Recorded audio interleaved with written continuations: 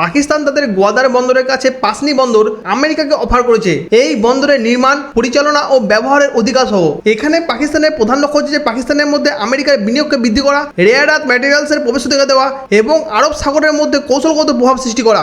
আর এর জন্যই পাকিস্তানের সেনাপ্রধান আসিম মুনির এবং প্রধানমন্ত্রী শাহবাজ শরীফ আমেরিকার প্রেসিডেন্ট ডোনাল্ড ট্রাম্পকে এই মিনারেল সম্পদ দেখিয়েছে। কিন্তু বর্তমানে পাকিস্তানের অর্থনীতি ভয়াবহ অবস্থায়, কারণ বড় বড় বিদেশি কোম্পানি যেমন মাইক্রোসফট, টোটাল, সেল এবং ফাইজার দেশ ছেড়ে পালাচ্ছে।